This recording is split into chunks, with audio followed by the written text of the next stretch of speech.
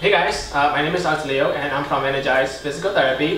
Today we're going to be talking about meniscus tear. What are some symptoms, signs and symptoms to look out for, and what are some of the management to do. So when you hear the word meniscus tear, think of the structure between the knee joints. So you have these C-shaped structures, they're like C here, and then you have an inverse C here. So when you have a meniscus tear, there's some tears going on in that structure. So depending on the type of tears, you don't always need surgeries. You can manage with just some conservative care.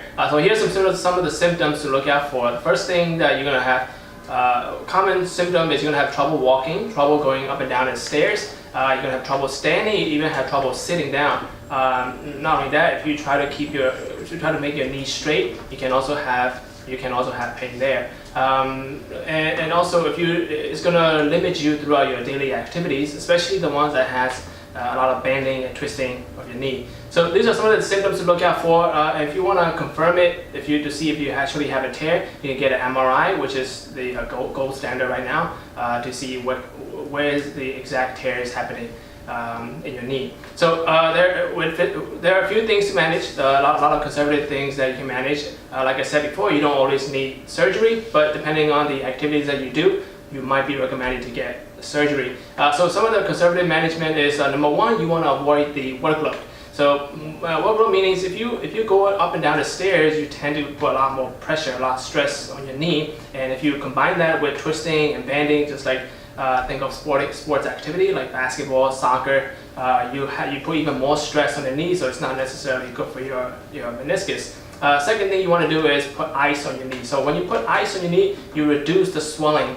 And when you do ice, you also want to elevate it above your heart so that it has a chance to come back down. So when you ice it, you want to do about 15 minutes on, 15 minutes off, do about 5 times a day.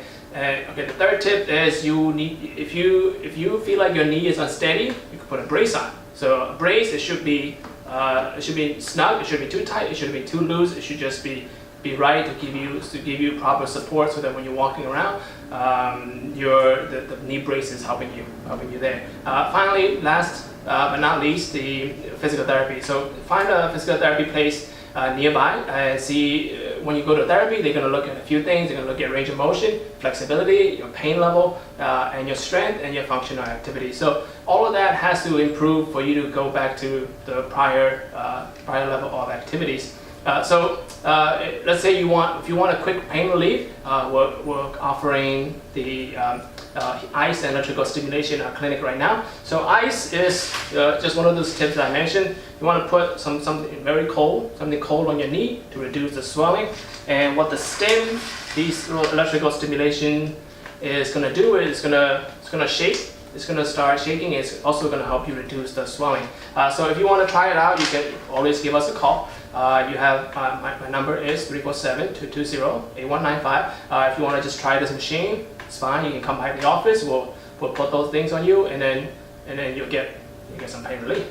Okay, guys. If you have any questions, you can email me. You can text me. My email is at admin@energizept.net. It's ADMIN @energizept.net. Thanks for watching.